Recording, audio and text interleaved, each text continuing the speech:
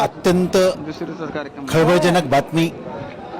अंबाजोगाई तालुक्यातील पट्टीवडगाव येथे घरगुती सिलेंडरचा स्फोट होऊन लाखो रुपयांचे नुकसान झाले. सुदैवाने या ठिकाणी 7-8 जण होते, मात्र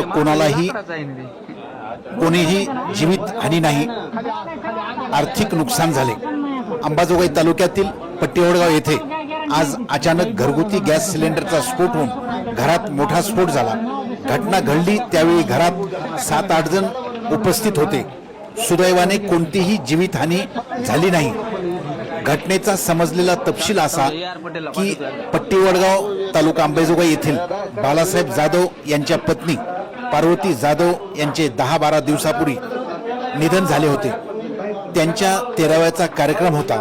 त्यासाठी आज बालासाहेब जाधव यांनी एक्स्ट्रा घरगुती 3 सिलेंडर आणून ठेवले होते. जुन्या घरात स्वयंपाक करण्यासाठी भट्टा पेटवला.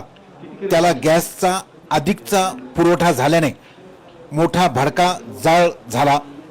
जाळ एवढा उंच होता की त्याने जुन्या माळोदाने पेट घेतला.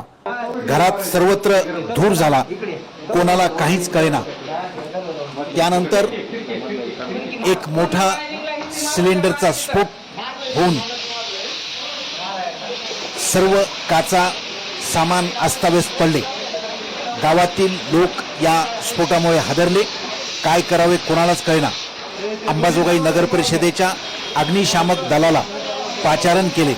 तोपर्यंत घरामध्ये अडकलेल्या 7-8 जणांना जीवाची बाजी लावत आसिफ शेख, ॲडव्होकेट केशव लवारे, आमिर सय्यद, दिनेश कांबळे या सर्वांनी मिळून अडकलेल्या 7-8 जणांना बाहेर काढले. यात एक 90 वर्षाच्या आजीबाई सुद्धा होत्या. अग्निशामक